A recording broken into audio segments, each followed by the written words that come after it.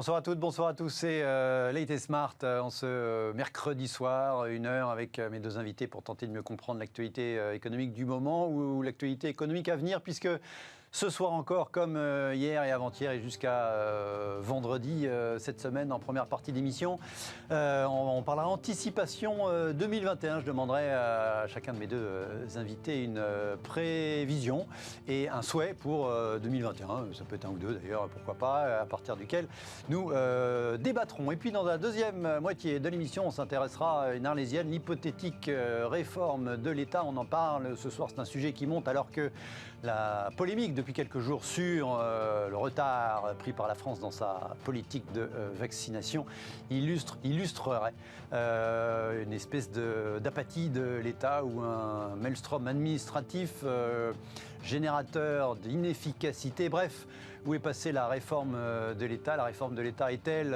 en ce début d'année 21, la mère des réformes? Ce sera notre second débat dans l'émission. Nous en débattrons en compagnie de Philippe Echter, à ma droite. Bonsoir. Bonsoir Guillaume. Philippe, chef économiste chez Ostrom Asset Management. À ma gauche, Geoffroy de Becdelièvre. Bonsoir. Bonsoir Guillaume. Entrepreneur, créateur, on s'en souvient du voyagiste Marco Vasco, aujourd'hui président de 99 Digital dans le marketing numérique, c'est ça? Oui, tout à fait. Absolument. Merci à tous les deux d'être à mes côtés. Un économiste, un chef d'entreprise, deux points de vue. On va tout de suite commencer, avant d'évoquer ces anticipations 2020. Petite question apéritif.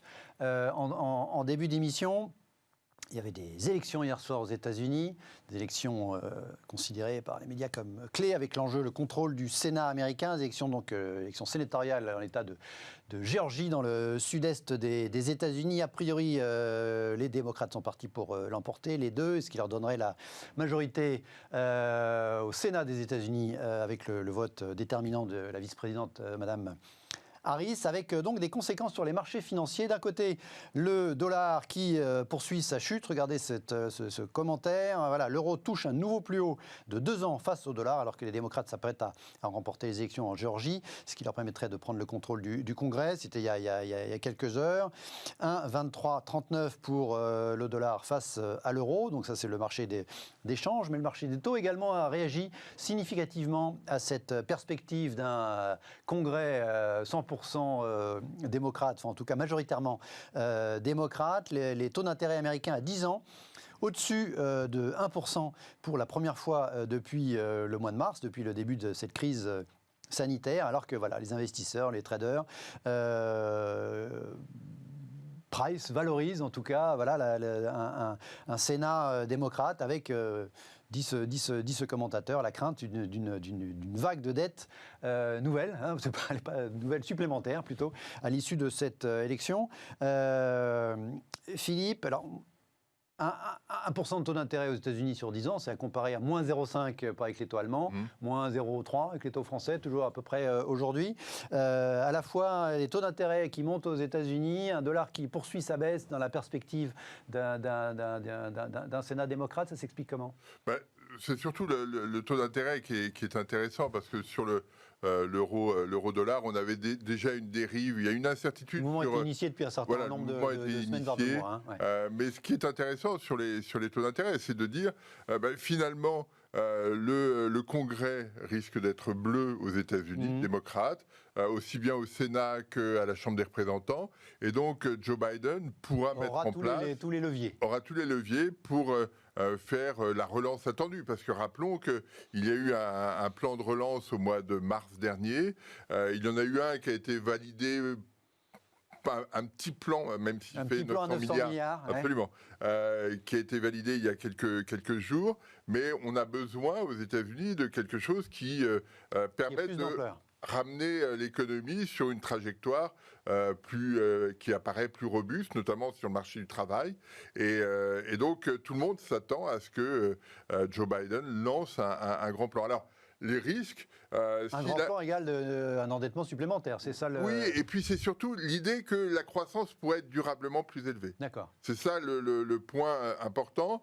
Et alors, c'est un peu plus compliqué que ça, parce que même si il a la majorité au Sénat, la Chambre des représentants est très divisée. Même si elle est majoritairement démocrate, il y a il y a une diversité de points de vue, y compris chez les démocrates. Absolument, il y a des courants très divers. Et donc, il ne sera peut-être pas aussi simple que ça d'avoir un plan qui couvre tout ce qui est souhaité. Ce à quoi on peut s'attendre, c'est que les gens qui sont touchés par la pandémie voient leurs allocations chômage revalorisées de façon significative, ce qui n'était pas le cas dans le plan qui a été adopté il y a quelques jours. Et puis, il y a un autre cheval de bataille qui est celui des inégalités aux États-Unis, où les inégalités ont explosé, notamment avec l'évolution des marchés boursiers ces derniers mois. Et donc, il y aura probablement des choses qui vont être faites sur ces aspects-là. Et la question est de savoir si, autant sur l'allocation chômage, il n'y aura pas trop de difficultés, sur les inégalités, est-ce que ça passera ou pas ? C'est un enjeu important, c'est toujours... Et donc la remontée des taux d'intérêt directement par rapport à tout ça, c'est... Se dire, l'économie a toutes les chances d'aller mieux, et donc on valide l'idée que demain, ça sera meilleur qu'aujourd'hui.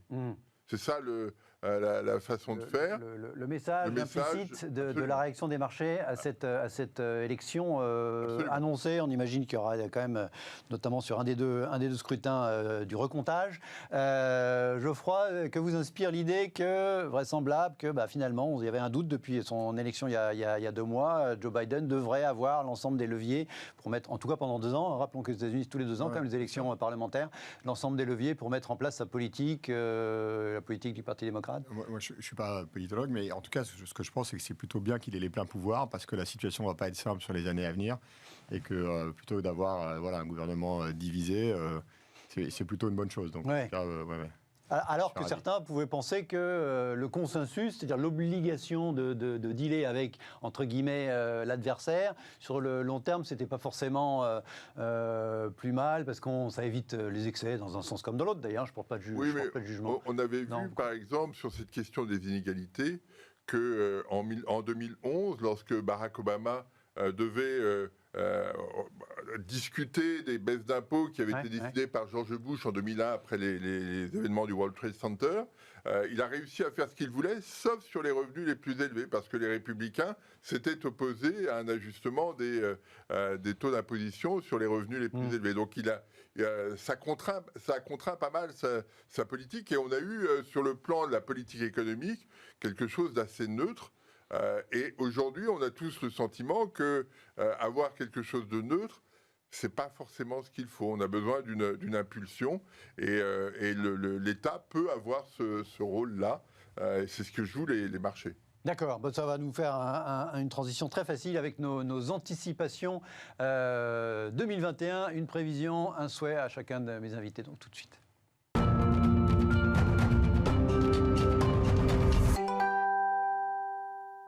Je le disais, donc, c'est le jeu toute cette semaine en première partie d'émission. Anticipation 2021, je commence par vous, Geoffroy. Donc, une prévision, un souhait. On commence par la prévision, ou les prévisions. Ouais.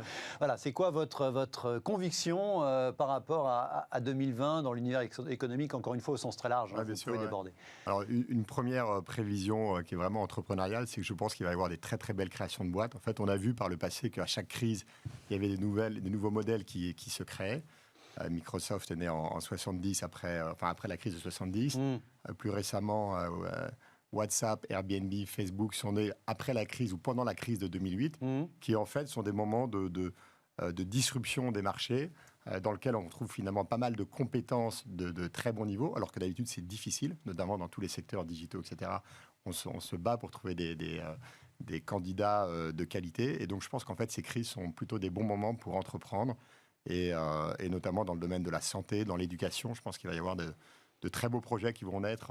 Là, vous parlez d'innovation ou de nouvelles entreprises qui n'existent pas encore, ou en tout cas qui ne sont pas apparus dans le radar, qui sont vraiment embryonnaires. Vous ne parlez pas des succès qui ont déjà été observés en 2020, Confère, Zoom ou je ne sais quoi. Zoom ou Doctolib en France, etc. Mais je pense qu'il va y en avoir plein d'autres. Il va y avoir des belles naissances, de très belles boîtes, effectivement. Parce que dans ces périodes Parce que c'est des changements, c'est le système évolue et il y a des opportunités qui se créent comme toujours quand il y a des crises.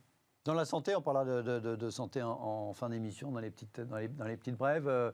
le terrain propice, nous dit Geoffroy. Philippe a là, des créations en rupture, des trucs qui, peut-être dans 5 ans, dans 10 ans, on se dira ça a été créé en 2021, dans la foulée de la crise sanitaire. Moi, je crois que la situation est telle qu'il y a des secteurs qui vont être durablement impactés sur le transport aérien, sur l'hôtellerie, par exemple. Il va bien falloir répondre à ça. Et ce qu'on a vu par le passé, moi j'ai toujours en tête la crise des années 70, c'est que les secteurs qui allaient bien avant ont été fragilisés par la crise, et d'autres secteurs qu'on n'imaginait pas ont émergé et ont porté la croissance.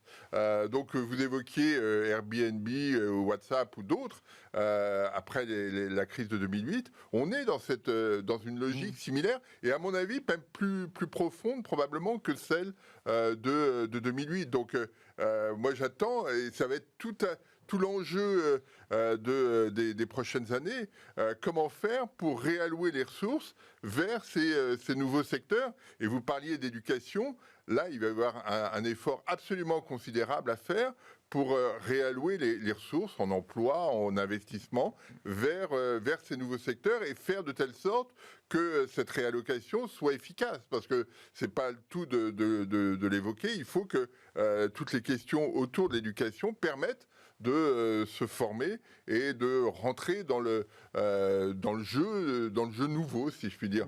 On fabriquera pas spontanément dans cette réallocation des Bill Gates tous les jours, mais Bill Gates a besoin de gens autour de lui qui soient compétents, et c'est ça l'enjeu des prochaines années, et ça va être un élément clé. Geoffroy, un secteur que vous connaissez bien, vous avez bien connu le secteur du voyage. Philippe dit effectivement, notamment dans les secteurs en crise, c'est ce que vous disiez, il va y avoir des réinventions, etc., y compris dans des secteurs qui est probablement quasiment le plus sinistré de l'année 2020, en tout cas dans les conséquences de cette crise de l'industrie du tourisme. Il va y avoir Qu'est-ce qu'on peut réinventer Alors, il y a plusieurs choses. Vous l'avez fait un peu, c'est votre succès, je l'évoquais en sommaire. Nous, on avait fait évoluer, on avait digitalisé un métier qui était très traditionnel, qui était le voyage sur mesure, où traditionnellement, il fallait aller dans des agences physiques. Et on avait réussi à digitaliser ce savoir-faire sur mesure. Après, dans les nouvelles évolutions, ce qui est assez compliqué dans l'industrie du tourisme, c'est que le transport est quand même le point de départ. Ouais. Et qu'aujourd'hui, avant d'arriver à des avions, et que l'émission de CO2 par l'avion est le pire qui existe. Par contre, ce qui est intéressant, c'est que dans la conscience des consommateurs, on commence à voir aujourd'hui des comparateurs qui mettent plus en avant forcément le prix, mais également l'émission de CO2 de tel vol, avec un stopover par Dubaï quand on va aller en Chine, versus un vol direct. Qu'est-ce qui émet le plus quel est le différentiel de consommation également d'émissions de CO2 ? Il y a des vraies différences. Et il y a des vraies différences, ou tout simplement entre un Paris-Biarritz en avion ou un Paris-Biarritz en train. Et je pense qu'on va commencer à indexer également des prix par rapport à ça. Et donc ça, à mon avis, ce sera une des évolutions, notamment, c'est la prise de conscience.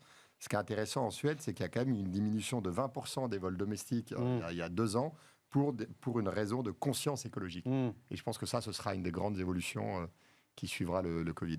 Vous aviez l'air d'évoquer, vous vouliez réagir, Philippe, non ?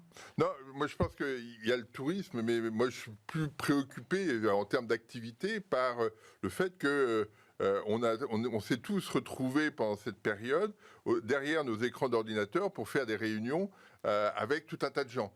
Et si dans le tourisme utilise les avions, les hôtels pendant les week-ends, pendant les vacances, pendant toutes les périodes de semaine, les hôtels, les avions sont utilisés par les hommes d'affaires.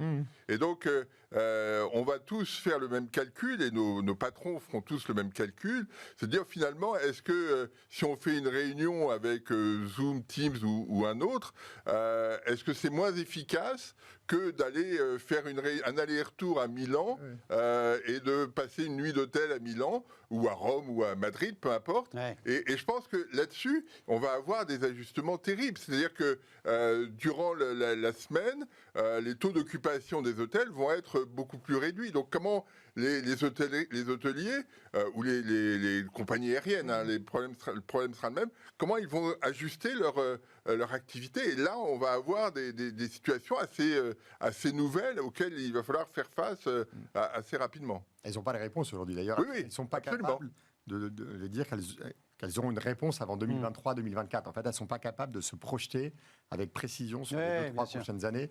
parce qu'effectivement, il y a des changements de comportement en fait, qui vont impacter leur activité. J'ai eu l'impression tout à l'heure que vous avez une deuxième prévision. Une deuxième prévision ou un deuxième souhait ou anticipation. On est en prévision. Non, une autre, c'est que, c'est quelque chose qui me surprend, c'est qu'en ce moment, la situation est quand même de plus en plus mauvaise d'un point de vue sanitaire, économique. Ouais. Et pourtant, l'argent coule à flot, il n'est pas dépensé, il est épargné et tout va en bourse. Et donc, on voit des valeurs aujourd'hui, et notamment une comme Tesla qui vaut 1400 fois son père, là, qui est juste délirant. Son bénéfice par action. Et donc, je me dis que je ne sais pas où est la fin, mais en tout cas, ça va créer des tensions à un moment ou à un autre. Vous imaginez une multiplication de ce qu'on peut appeler ça bulle. A priori, après, elle explose ou pas, la bulle. Mais enfin, en tout cas... En tout cas, il y a de plus en plus d'argent qui va là. Et vu toutes les épargnes qui ont été faites par à peu près tous les pays du monde, parce que l'argent a coulé à flot, je pense qu'il va continuer à alimenter les marchés financiers, en tout cas sur les prochains mois. Philippe, Geoffroy dit l'argent coule à flot, il n'est pas dépensé, il est épargné, il va nourrir l'inflation des actifs, notamment en bourse. Voilà. Tesla a été cité, on pourrait citer le Bitcoin, dont on a parlé toutes les semaines, tous ces derniers mois. Chaque fois qu'on en parle, il a fait 25% de plus. Il y a aussi une concentration des flux, à la fois sur les actifs risqués, parce que si on achète une obligation à 10 ans en France, on a une rémunération assez médiocre, négative. Donc, il y a le fameux TINA, there is no alternative. C'est-à-dire que si vous avez de l'argent, où est-ce que vous voulez, si vous voulez un rendement, où est-ce que vous voulez aller Et donc, il y a ce premier phénomène. Il y a un deuxième phénomène qui est que tout le monde va sur les mêmes valeurs. Donc on a vu les entreprises technologiques exploser. Vous parliez de Tesla. Tesla est intéressant parce que c'est quand même une entreprise qui fait quasiment pas de bénéfices et qui a une valorisation équivalente à celle des autres constructeurs automobiles. Donc il y a quelque chose qui doit alerter quand même ici. Et puis vous avez effectivement des valorisations qui sont excessives, mais il y a des secteurs qui sont délaissés, dont on ne parle pas parce qu'ils sont effectivement pénalisés par le... Il y a un autre genre d'inégalité, c'est pas des inégalités mais sociales, mais... Il y a des vrais écarts qui sont observés et on est dans un jeu où tout le monde veut avoir du rendement, donc tout le monde va sur des actifs risqués, mais personne ne veut se tromper tout seul. Donc tout le monde va au même endroit, en se disant finalement, si tout le monde y va... Tout le monde se plantera. C'est bon, si tout le monde se plante, je me planterai avec les autres et c'est pas très grave. Allez, Philippe, votre prévision d'économiste à vous pour 2021 ou un peu plus, je crois. Moi, c'est un peu plus. Je pense que... un peu au-delà. Oui, moi, je pense que j'ai un horizon à 2025. C'est une inflation qui sera... Le problème, c'est que je ne peux plus faire la même émission pendant 4 ans maintenant, mais vous posez la même question. Mais allez-y. Mais un taux d'inflation qui sera beaucoup plus élevé. C'est-à-dire que... le retour de l'inflation. On est parti dans cette crise avec une situation macroéconomique qui était déjà très compliquée. C'est-à-dire que les banques centrales avaient des taux d'intérêt déjà à zéro, c'est le cas de la Banque Centrale Européenne. La dette publique continuait d'augmenter. Était déjà en progression. En tout cas chez nous. Et les gains de productivité étaient très faibles. C'est-à-dire que l'économie était tenue déjà à bout de bras par les gouvernements. Par la politique monétaire. Le choc sanitaire arrive et l'ajustement, là, se fait uniquement par la dette publique. On augmente la dette publique, elle est achetée par la Banque Centrale Européenne. Est-ce que ce mécanisme peut durer longuement ? Je n'y crois pas. Et donc, il va falloir trouver un autre mode d'ajustement. La croissance de l'activité reste modeste. Et donc, l'ajustement va se faire, à mon sens, sur les prix. Il y a plein d'éléments qui vont dans ce sens-là. J'évoquais tout à l'heure la crise des années 70, les réallocations d'actifs, ça veut dire des réallocations de ressources, ça veut dire qu'il va y avoir des ajustements de prix dans tous les secteurs et une inflation plus élevée facilite ces ajustements.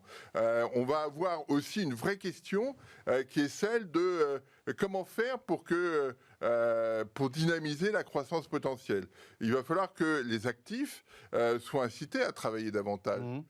Et donc, je pense que sur les actifs, on va réactiver des processus d'indexation salariale un peu plus forts que ceux qu'on a aujourd'hui, qui n'existent quasiment pas. Et dans le même temps, on désindexera les retraites pour faciliter la situation des plus jeunes. Et ce qui fait qu'on aura une sorte de dynamique de boucle prix-salaire, comme on le voyait dans les années 70, au bénéfice des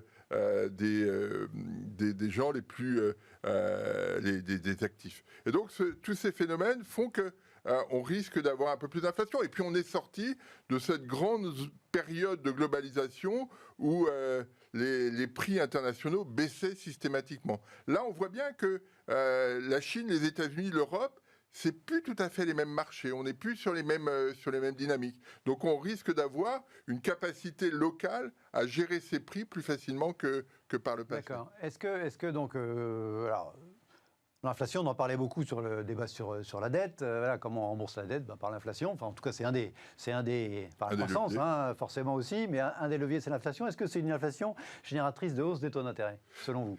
Je pense que les banques centrales vont continuer d'intervenir. Et donc, l'idée derrière, c'est d'avoir des taux d'intérêt réels négatifs pendant un bon moment. Ce qui fait que le porteur d'obligations sera celui qui sera le plus pénalisé. Et l'intérêt de cette dynamique, c'est que finalement, on remet l'économie au premier plan au détriment de la finance.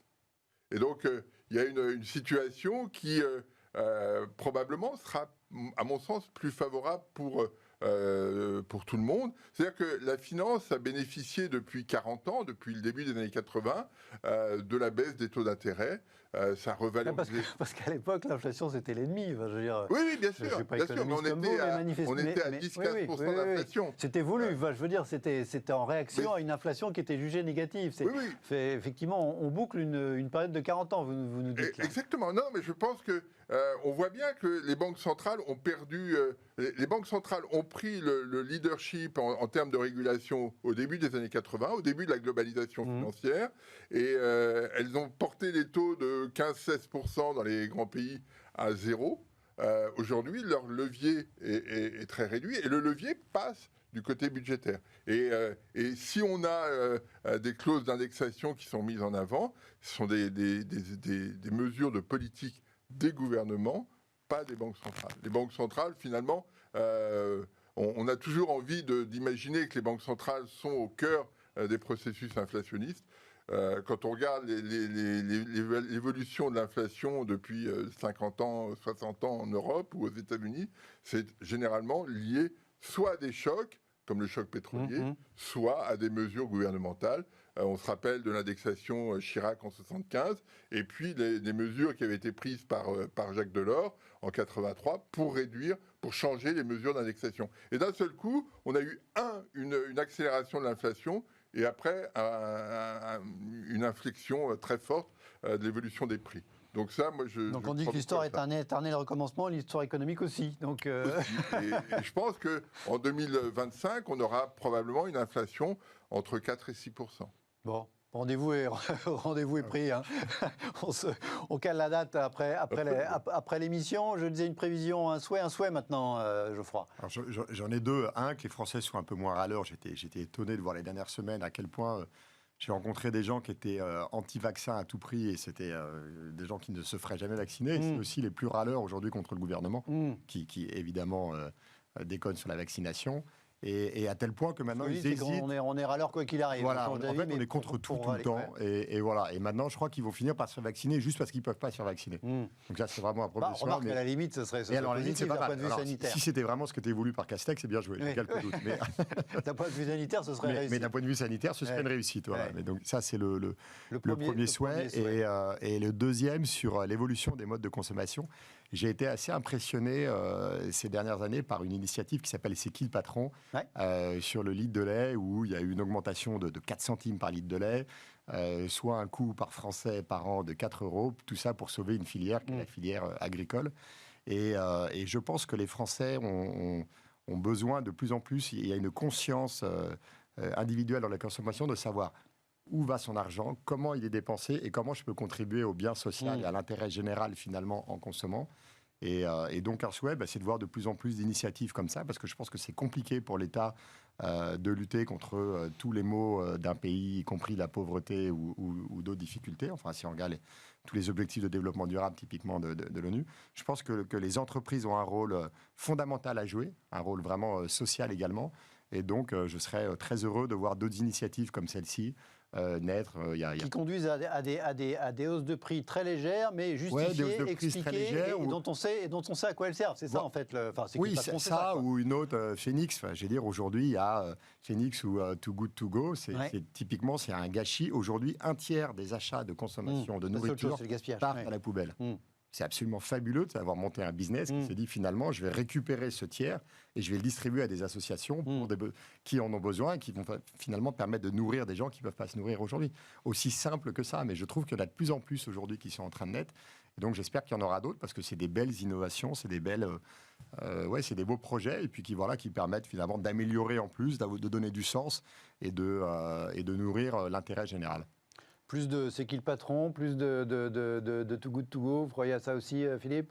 Je pense que dans la perception des consommateurs, l'évolution de leur mode de consommation. La période de crise a été d'une certaine manière une prise de conscience sur pas mal de sujets. Celui-ci, sur le fait que le lockdown de mars, avril, mai a vu la nature changer. Donc chacun est sensible à ces situations. Donc il y a probablement, et pour revenir à ce que vous évoquiez tout à l'heure, il y a probablement des opportunités sur ce type de situation, de se dire finalement, est-ce que on ne peut pas accentuer, aller un peu plus dans ce sens-là, parce que chacun a pris conscience que la situation pouvait changer. C'est ça, ce qui est intéressant dans la période de confinement, c'est que... Vous croyez au monde d'après ? Oui, c'est-à-dire que... La thématique du monde d'après, du changement, du monde nouveau. Je ne sais pas si on aura un monde nouveau, mais on voit bien qu'il y a des signaux qui nous disent on peut faire peut-être un peu différemment. Et c'est ça qui est intéressant dans cette période. Et vous, votre souhait à vous, alors essayez que ce soit pour 2021, oui, mais Philippe, et pas pour 2025. Mon souhait est que on ne se retrouve pas en 2011. En 2011, rappelez-vous, en Europe, on avait des déficits publics importants et il a été décidé qu'il fallait absolument lutter contre les déficits publics. C'était quelque chose de terrible. Et donc, sous l'impulsion d'Angela Merkel à l'époque, tout le monde avait adopté des stratégies budgétaires très restrictives. Ça s'était traduit par 6 trimestres de récession en Europe, de la mi-2011 à la fin 2012. On a toujours, et on va avoir encore en 2021, des déficits publics importants. Alors Angela Merkel a changé un peu de vision sur cette question, mais il serait souhaitable qu'on ne rentre pas dans une logique restrictive à tout prix, parce qu'elle a été très coûteuse pour des pays comme l'Espagne, comme l'Italie. Ça a été des périodes terribles, et on n'a aucune raison de rentrer dans cette logique-là, si ce n'est pour faire plaisir aux plus rigoristes, mais on sait que ça ne marche pas. C'est-à-dire que on voit bien que contraindre l'économie quand elle ne va pas bien, c'est problématique. Et donc, on fera de la restriction budgétaire plus tard, quand on aura retrouvé une trajectoire soutenable. Mais imaginer qu'on puisse rapidement rentrer dans cette logique serait un truc terrible pour les pays. Donc ça, c'est votre cauchemar, en fait. C'est mon cauchemar, c'est pas mon souhait, c'est mon cauchemar. En fait, alors cela dit, il y a assez peu de signaux qui vont dans ce sens, quand même. Quand on écoute Madame Lagarde à chaque... on est quand même dans un espèce de soutien. Le wording a été quand même assez... Le vocabulaire, on est dans le illimité, quand même. C'est c'est illimité en termes de volume, et c'est illimité en termes de calendrier, le soutien annoncé de la Banque centrale. Mais rappelez-vous, en 2009, quand il y a le plan de relance au G20 de Londres, en avril, tout le monde est prêt à tout. Et en 2011, tout s'arrête. Donc, ça ne sera peut-être pas 2021, mais ça pourrait être 2022. Je triche un peu. Mais c'est ça, et notre rôle, nous... Oui, en même temps, à un moment, il faudra... La difficulté, ça fera le lien avec la deuxième moitié de l'émission, la difficulté, ça va être comment demain dire qu'il faut faire un petit peu attention à l'argent public quand pendant supposément des années, on a alimenté, on a déversé de l'argent public sans limite, non ? Comment trouver l'équilibre ? Je pense que la difficulté, et moi c'est ce qui me fait le plus peur, c'est que on ait cette logique de déficit public que je défends, mais qu'à un moment donné, parce que la façon de le faire n'est pas aussi efficace qu'on le souhaiterait, on fait trop de dépenses quotidiennes et pas assez d'investissements, par exemple d'investissement public, et que finalement cette politique économique très accommodante ne se traduise pas par une situation économique à la hauteur des attentes. Et qu'à ce moment-là, il y ait en termes de revenus, en termes d'emploi, il y ait la perception d'une défiance du côté du consommateur ou des entreprises. Et là, le risque est d'avoir peut-être une crise sociale. Et je pense que l'arbitrage, il est là. C'est-à-dire qu'il ne faut surtout pas être trop restrictif, mais il faut que les mesures adoptées soient efficaces, parce que sinon, on se retrouve dans une situation qui ressemble un petit peu au début des années 20 en Allemagne. C'est-à-dire une situation où le gouvernement met beaucoup d'argent sur la table, la banque centrale suit, mais l'économie ne suit pas. Oui. Et donc les gens se retrouvent avec des revenus qui baissent, avec des emplois qui ne progressent pas, et ça crée une difficulté sociale et politique. Oui. Et là, c'est de l'inflation, mais ce n'est pas la bonne que vous évoquiez tout à l'heure. C'est des niveaux incomparables. L'entrepreneur que vous êtes, Geoffroy, il attend des pouvoirs publics ou des autorités monétaires, de la rigueur quand il faut, mais de la générosité quand il faut aussi. Enfin, je dirais. Oui, alors il y a plein de choses, on va en parler dans la deuxième partie. Sur oui, sans dévoiler, mais juste sur on peut être critique vis-à-vis du gouvernement, mais en tout cas, les aides aux entreprises ont été assez remarquables depuis quelques mois, pour le coup. Et puis, ça a été très vite. Ils ont été très réactifs pour mettre en place le chômage partiel, pour mettre en place des tas de choses, des tas d'aides, etc.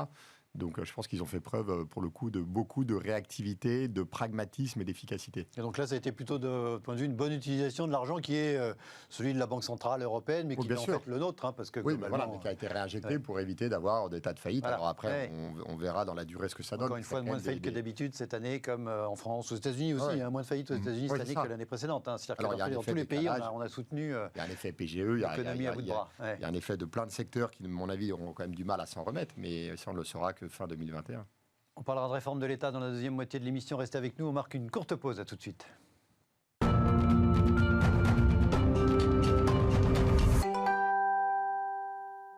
Retour dans Late et Smart. Merci d'être fidèle, d'être resté avec nous. On va parler réforme de l'État dans cette deuxième partie de l'émission. Réforme de l'État.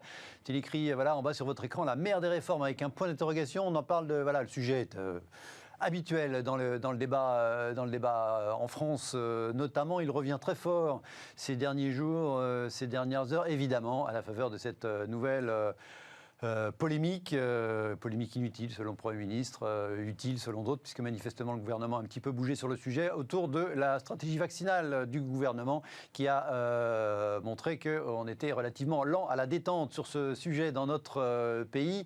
Du coup, l'État, son organisation fait figure d'accusé, et beaucoup de commentateurs, d'observateurs, d'éditorialistes, d'essayistes, bref, évoquent cette nécessaire réforme de l'État, en rappelant que c'était un des piliers de la campagne électorale de 2017 de l'actuel chef de l'État, mais que ce dossier, pour citer de mémoire Guillaume Tabar dans le Figaro en début de semaine, est devenu, et c'est criant aujourd'hui, l'angle mort du quinquennat. De façon un petit peu plus piquante, regardez ce commentaire de Guillaume Poitrinal, chef d'entreprise. Difficile de résister à partager cela.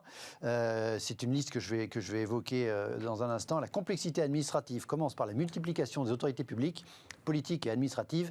La France en est le champion européen. Dès qu'un problème apparaît, on fait une loi et on met en place une autorité indépendante. Et il liste en matière de santé ce qui existe en France sous la forme d'un avis, d'un avis de naissance. Regardez, le ministère de la Santé, la Direction générale de la Santé, la Direction de la Santé publique, Santé publique France, la Direction de la Haute Autorité de Santé, la Direction des agences régionales de santé, la Direction de l'Agence nationale sanitaire, la Direction de l'Agence nationale pour les sciences de la vie et la santé, l'Agence Épidémiologie France, le Centre national de recherche scientifique en virologie moléculaire. Je m'arrête là, il y en a encore quelques autres, ont le plaisir de vous annoncer la naissance du petit dernier, le Conseil d'orientation pour la stratégie vaccinale. Donc ça, c'est ce qui existe en France en matière de structure publique chargée de penser la politique de santé dans le pays. On voit avec les résultats. Un autre commentaire, Jean-Charles Simon, la mère des réformes pour notre pays, s'il faut en choisir une, la fin du statut de la fonction publique et passage quasi intégral au contractuel de droit commun, quitte à prévoir, dit-il, une protection spécifique pour les magistrats. Clause du grand-père, c'est-à-dire on la met en place progressivement pour les nouveaux entrants, entre guillemets, plus volontaire avec prime. Tout est là, dit-il en réaction à un commentaire, une sphère publique de qualité efficace avec des missions, évidemment avec des augmentations à la clé. Puis c'était, pour le coup, aujourd'hui dans le Figaro, Mathieu Laine, le titre de sa tribune, il évoquait le bouquin « La lenteur » de Milan Kundera, l'incroyable retard de la vaccination en France.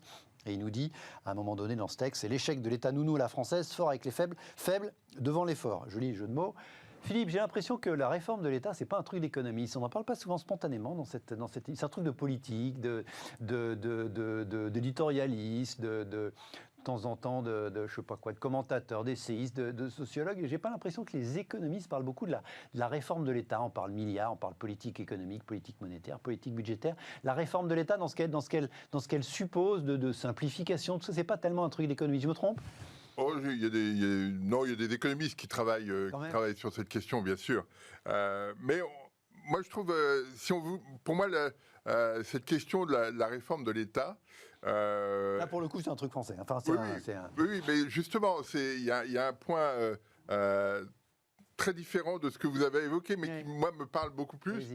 L'État a mis en place toute une stratégie en 2020 de réduction d'impôts de la production, de baisse de la taxe d'habitation, etc.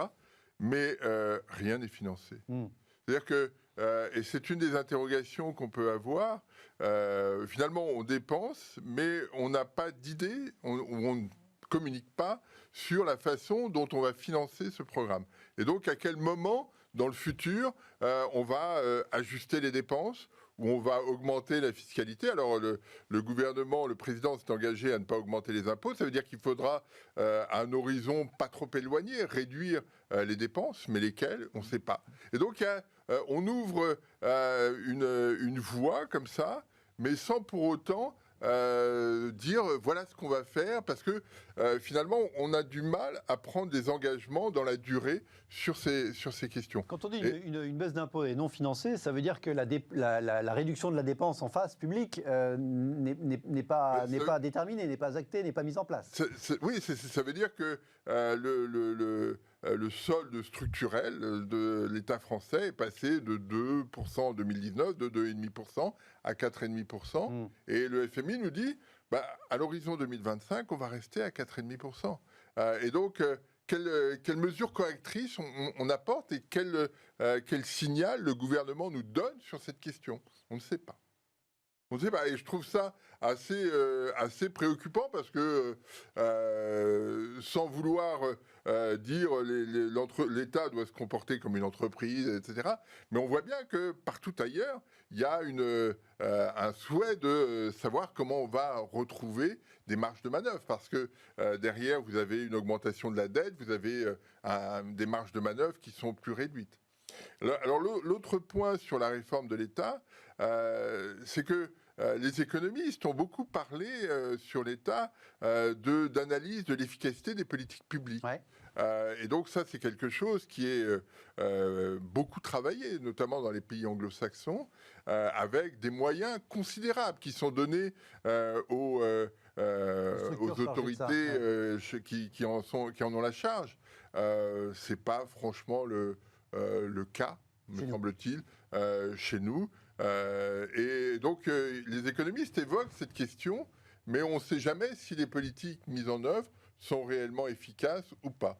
Et donc, là, il il y a un vrai souci Il y a un chantier. il y a un chantier parce que on pourrait avoir des mesures claires et de ce qui est fait, est-ce que c'est efficace ou pas, et changer de stratégie. Parce que si vous n'avez pas de mesures, vous n'avez pas de raison de changer ce qui existe. Et Bien donc, sûr, oui. si vous n'êtes pas content de ce qui existe, vous créez, comme vous l'évoquiez, une direction... superposition de structures. voilà. Dans le papier des Échos que j'évoquais, hein, l'auteur, là, confrère Renaud Honoré, expliquait que la France est ainsi le pays où 90 000 entités publiques. L'Allemagne, pays fédéral, n'en compte que 15 000. Geoffroy, l'entrepreneur que vous êtes, vous vantiez tout à l'heure l'efficacité de l'État quand il s'est agi au mois de mars, de février, et depuis, de soutenir beaucoup de secteurs économiques, de soutenir les entreprises, de soutenir les salariés. Donc on a beaucoup dit à Bercy, c'est efficace, tout ça. Hein. Est-ce que globalement, cette idée alors ces critiques que je pouvais évoquer dans mon lancement, cette idée de la réforme de l'État toujours en attente, qui serait la mère des réformes, c'est quelque chose qui vous parle? Alors, il y a eu quelques réformes qui ont été faites au niveau économique. Le pacte de simplification a été quand même assez efficace pour le coup. Vous l'avez ressenti, avec ça, vous la l'avez, loi Pacte. voilà, ouais. Oui, suppression d'un seuil, un guichet unique pour la création d'entreprise, c'est très positif. Ne plus avoir l'obligation d'avoir un commissaire en compte en dessous de 8 millions d'euros de chiffre d'affaires, c'est des petites simplifications, c'est bien. Elles ont été poussées par les entrepreneurs. Et elles sont très positives. Maintenant, les réformes plus profondes de l'État, je suis assez dubitatif. Je m'étais replongé dans un bouquin qui était Le mal français à l'imperfide, 1976. Il soulignait un État totalement centralisé d'un point de vue politique et administratif qui n'a quasiment pas bougé. Le fait de passer d'une société de confiance à une société aujourd'hui qui est plutôt d'irresponsabilité illimitée. Et finalement, si on regarde depuis quelques décennies, le chômage a augmenté, les inégalités se sont accentuées, la dette publique a augmenté, et donc finalement les réformes profondes de l'État, je ne suis pas certain qu'elles aient eu lieu. Alors à quoi c'est dû, ce centralisme finalement qui est vraiment profondément inscrit dans notre culture, qui date de Louis XIV. Hein. Alors, centralisme, c'est une chose, mais c'est pas parce qu'on est un État central qu'il faut 17 structures pour organiser la politique de santé dans le pays.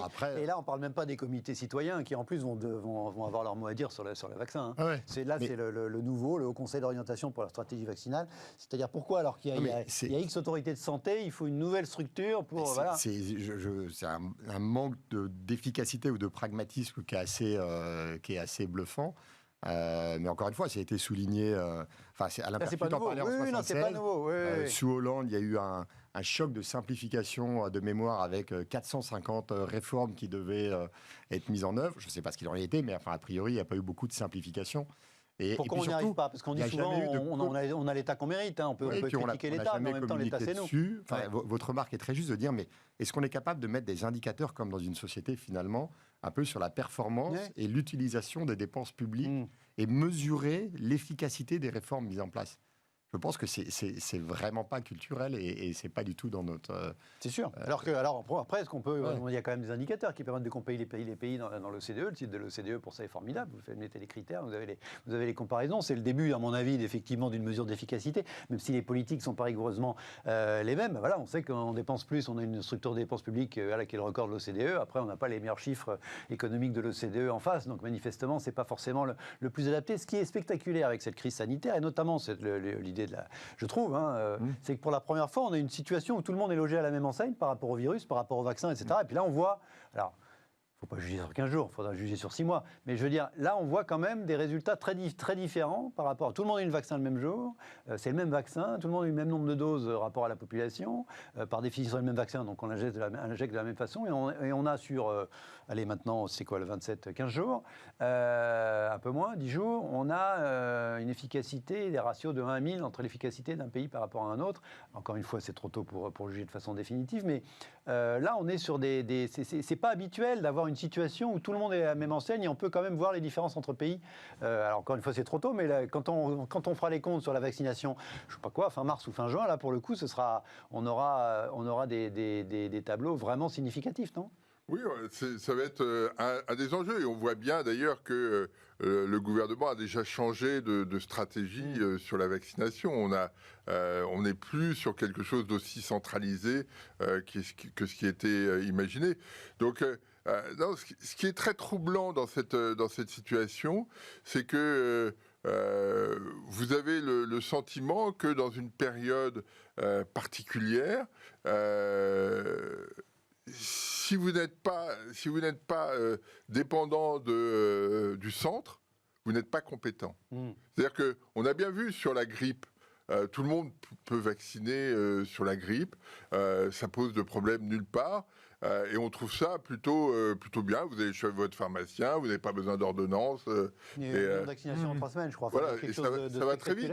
Là, d'un seul coup, parce que c'est un événement particulier, on crée quelque chose d'absolument kafkaïen, un document de 45 pages à destination des directeurs d'EHPAD, etc. Est-ce que c'est absolument nécessaire? On peut se demander si finalement le gouvernement veut effectivement qu'il y ait vaccination et que parce que on met tous les obstacles possibles et inimaginables pour manifestement, il avait théorisé le fait d'aller lentement. Ce qu'il avait oublié, c'est qu'on allait comparer avec les autres pays.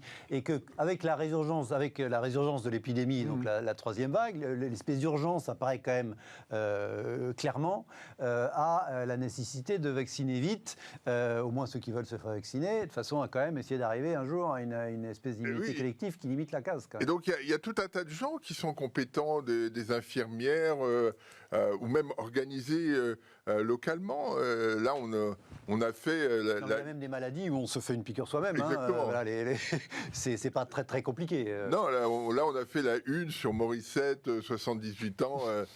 On a eu l'impression que c'était l'événement de la fin d'année. Justement, non, il ne faut pas que ce soit l'événement. Il faut que tout le monde puisse avoir accès à ces vaccins et faire de telle sorte que ça soit aussi banal que le vaccin de la grippe.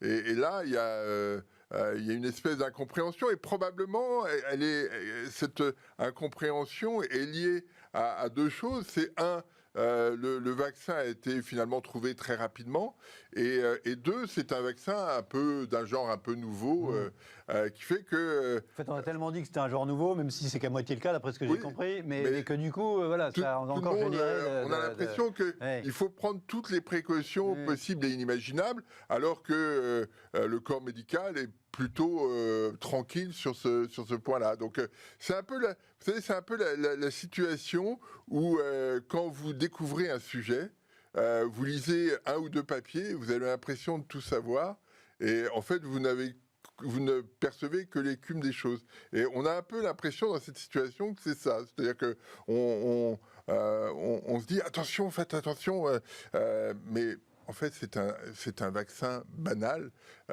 qui peut et l'État d'Israël a déjà vacciné quasi 15% de sa population en 3 semaines. Pourquoi on y arrive? Et on voit, juste un point, on voit aux États-Unis où l'administration américaine a elle aussi mis des bâtons dans les roues de la vaccination, que ça a calé là où il y a une impulsion de l'État qui est essentielle dans ces choses-là, que ce soit en Allemagne, en Israël ou dans d'autres pays. Les États-Unis, ils vont quand même beaucoup plus vite que nous. Ça va pas caler comme chez nous. Oui, mais c'est loin des objectifs qui avaient été évoqués. On est très très loin des objectifs. Ils sont quasi à 2% de la population. En France, alors que nous, on est à 0,1. Quand même. Non, mais on est bien d'accord. C'est pas l'efficacité américaine. Non, mais parce que ce qui est intéressant, c'est que c'est les deux pays où la défiance sur le vaccin est le plus important, c'est la France et les États-Unis. Ça va pourquoi? Pourquoi on n'arrive pas à cette réforme de l'État? Est-ce que c'est pas parce qu'on est trop râleur, comme vous évoquiez tout à l'heure dans les souhaits? On est peut-être trop râleur. Si je fais le lien. Après, je pense qu'il y a plusieurs choses. Je pense qu'il y a une certaine naïveté de l'État qui pensait que finalement l'intendance, les choses matérielles allaient se faire toutes seules. Je pense que c'était vraiment une erreur là-dessus d'appréciation. Évidemment, il y a une inertie de toute la partie administrative, principe de précaution qui est énorme. Mais en tout cas, moi, ce que j'attendrais d'un gouvernement ou d'un chef d'État, c'est qu'il arrive avec un plan d'action hyper concret, pragmatique. 1, on vaccine tout le monde, première dose obligatoire le plus rapidement possible. 2, vaccination obligatoire des plus de 80 ans. On a mis l'arrêt à pays, le monde à l'arrêt pour eux.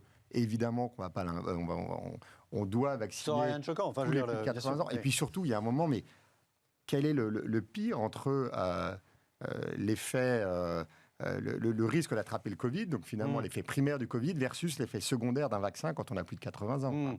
Il faut être un peu pragmatique là-dessus. Donc voilà, vaccination obligatoire des plus de 80 ans, simplifier la vaccination, c'est-à-dire en gros supprimer les consultations pré-vaccin, mettre des queues de priorité par l'âge de naissance, mobiliser l'ensemble du personnel. Il y a plein de gens qui sont capables de vacciner aujourd'hui. Donc c'est vraiment dommage. Reconnaître tous les vaccins, tout ça, c'est des actions qui sont super simples, que les autres pays ont mis en place et qui fait qu'eux arrivent à vacciner quelques pourcentages de leur population. Et nous, on est toujours à se prendre un peu la tête sur la communication. Et voilà. Qu'est-ce qu'il a de spécial, notre État irréformable, alors, par rapport... Qu'est-ce qui fait qu'il est irréformable? Encore une fois, ça fait 25 ans, plus, 50 ans, quasiment, que vous évoquez ce sujet. Il y a 50 ans. Et à part des petites choses, oui, alors c'est plus facile de créer une entreprise, on peut déclarer ses impôts en ligne. C'est anecdotique finalement. Voilà, globalement, c'est anecdotique. Quand on voit les structures de santé publique, ça c'est spectaculaire. C'est pour ça que j'ai pris le temps de le lire tout à l'heure. Ça concerne les entreprises ou les particuliers, mais ça ne concerne pas l'État en lui-même. C'est ça qui est assez surprenant, en fait. C'est que la simplification de l'État, elle n'a jamais eu lieu pour l'État en lui-même.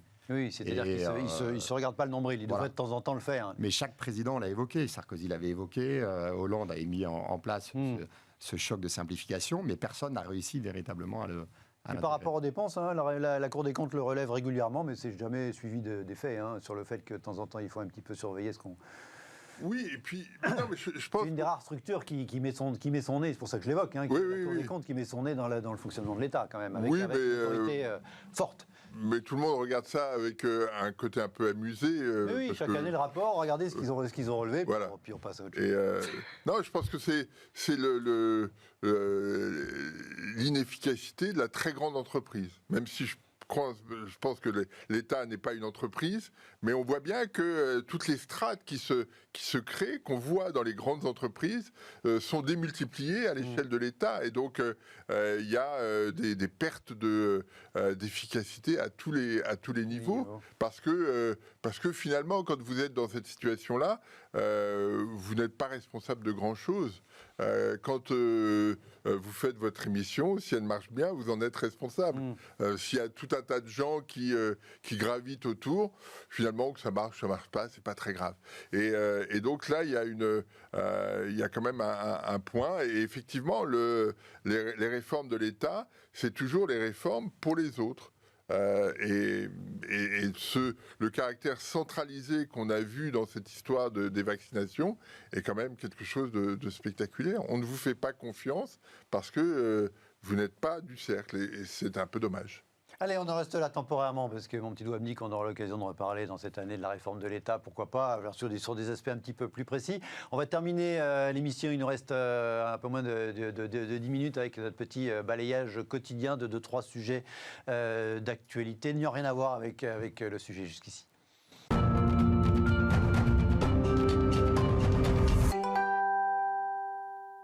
Allez, on n'a pas été très bienveillant dans l'émission jusqu'ici, notamment moi avec la France. Je voudrais, en cette fin d'émission, qu'on puisse pousser un petit cocorico quand même. Regardez cette annonce, il y a eu pas mal de papiers aujourd'hui dans les différents médias. À propos de Carmat, une innovation française fruit de 30 ans de recherche qui arrive au stade de la commercialisation. Bravo, nous dit ce tweetos aux équipes de Carmat et au professeur Carpentier, son cofondateur. On a appris effectivement ce matin que, après le feu vert des autorités médicales européennes fin décembre, le cœur artificiel autonome, rappelons-le, de Carmat, première mondiale, pour être commercialisé à partir du deuxième trimestre de cette année 2021. Alors, c'est une montée en puissance de la production qui va être assez lente. Notre but, c'est d'arriver à produire 10 cœurs par mois. C'est pas de l'industriel, il y a beaucoup de manuels parce que c'est un cœur qui est censé reproduire complètement le cœur humain. Donc, on n'est pas encore au stade de l'industrialisation à outrance. On peut dire que de temps en temps, on a tous été un petit peu vexés des performances de Sanofi dans le vaccin. on ne présage pas de la suite, mais globalement, effectivement, dans le pays de Pasteur, on a peut-être un peu vexé. On voit quand même qu'il y a une excellence médicale française. Ça fait chaud au cœur de voir ces annonces sur Carmat, même si en plus c'est le résultat de 30 ans. Hein, oui, ça fait longtemps que... 93, la rencontre entre Carpentier et Monsieur Lagardère père. Donc Carmat, c'est Car pour Carpentier et Mat pour Matra, hein, rappelons-le. Ouais. Et puis ensuite, voilà, les équipes de 30 ans, c'est coté en bourse, Carmat d'ailleurs, hein, depuis quelques années. Philippe, ça vous fait chaud au cœur, comme moi, de voir qu'on a quand même... Ça fait très longtemps qu'on voit cette entreprise progresser. Petit à petit, ça a été long et compliqué. Mais... Oui, il y a eu des revers, etc. Mais c'est une très bonne nouvelle, à la fois sur la capacité à innover en France, hein, parce que malgré tout, il faut le souligner, on n'innove pas qu'ailleurs. Et la capacité aussi à trouver des financements pour le faire, etc. Donc c'est pas forcément reproductible à l'identique, mais c'est toujours un très bon signal. Geoffroy, votre sentiment, ça vous Moi, je trouve ça, inspirant, je trouve ça fabuleux. Je trouve que c'est des innovations qui sont assez dingues. Et effectivement, il faut les souligner, qui ont lieu en France. On est quand même leader mondial là-dessus. Et voilà, après, ça montre aussi l'écart d'efficacité entre ce qu'une entreprise privée peut faire avec quelques millions ou dizaines de millions d'euros et l'incapacité de l'État à vacciner. Alors au total, ils ont jusqu'à présent, hein, ils ont consommé entre guillemets, je crois un peu plus de 200 millions d'euros, mais ça a démarré petit, puis petit à petit, voilà. Il y a 5000, un peu plus de 5000 transplantations cardiaques dans le monde par an, alors que la demande est de 100 000. Hein, donc parce que il faut attendre des donneurs. Avec ça, effectivement, le jour où on arrive à fabriquer ça en série, il n'y a plus besoin de donneurs par définition, puisque c'est un cœur artificiel totalement autonome. Voilà, c'était le Cocorico en fin d'émission. Je voudrais qu'on termine 2 mots avec la Chine. Souvent on parle de la Chine avec des exploits. Là, on a plusieurs actualités quand même en Chine qui inquiètent un petit peu. On a l'équipe de l'OMS qui est arrivée pour... Déjà, ça a mis 9 mois pour qu'ils arrivent pour aller enquêter sur l'origine du virus. Ils se sont fait bloquer à la frontière, soi-disant, il n'y avait pas les bons visas. Voilà, nous dit le FT, China blocks WHO team sent to probe COVID's origin. Le patron de l'OMS a dit qu'il était déçu. On a ce raid à Hong Kong ce matin, là c'est encore pire, effectivement, une 50aine d'activistes, y compris des activistes modérés, en tôle, notamment tous les pro-démocratie ont été arrêtés ce matin à Hong Kong. Et puis, un ex-grand patron chinois, Lai Xiaomin, a été condamné à mort, je ne sais pas si... Non, c'est hier, ça, pour le coup, pour corruption et bigamie. C'est quand même sacré. Vous avez vécu en Chine, Geoffroy. La Chine, c'est le pays des excès. Ouais, il y a eu un formidable engouement pour la Chine. Il y a un refroidissement quand même, en tout cas politique, très fort depuis quelques mois et quelques ça reste années. Une dictature politique, c'est évident, quoi. C'est la valeur de l'exemple. Pourquoi est-ce qu'on condamne ce grand patron? Pour justement montrer et que ça serve de valeur d'exemple pour tous les autres qui veulent continuer à mettre en place la corruption, qui est une partie fondamentale du programme de Xi Jinping. C'est même la lutte contre tous les vices. Hein. La corruption, elle a souvent bon dos quand on cherche un motif. En Chine, pour un patron, on dit la corruption. Le premier journal que j'ai ouvert en arrivant en Chine, c'était la condamnation à mort de personnes qui avaient agressé des étrangers dans le train entre Shanghai et Pékin et qui avaient fait la une pour justement montrer qu'il ne fallait pas agresser des étrangers, l'époque où c'était très important en plus parce que c'était les investissements directs étrangers qui finançaient le développement de la Chine. Mais donc ils ont toujours fonctionné comme ça. C'est un piège, très rapidement. C'est un piège parce que je vous demande de répondre très rapidement. Philippe, est-ce que toutes ce type de soucis, entre guillemets, c'est susceptible d'amputer soit la croissance de la Chine, soit le regard des économistes sur le potentiel du pays? Moi, je pense que c'est préoccupant parce qu'on se souvient que en 1978, avec Deng Xiaoping, l'économie chinoise et la société chinoise, progressivement, avec des degrés divers, s'était ouvert aux signaux de marché. Là, depuis l'arrivée de Xi Jinping, on a un resserrement politique très fort. On le voit dans les entreprises d'État, on le voit sur ces exemples, on le voit sur Hong Kong.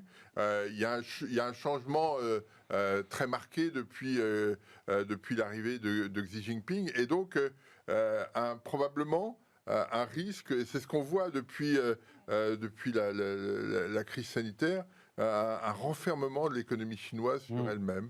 Je ne suis pas sûr que ce soit une très bonne nouvelle, à la fois pour les Chinois et pour pour l'équilibre global. Ce sera sûrement un des thèmes de cette année 2021, notamment les relations avec les États-Unis et la nouvelle administration américaine. Merci à tous les deux d'avoir été mes invités. Merci à vous de nous avoir regardé, écouté. À demain, même heure. Très bonne soirée.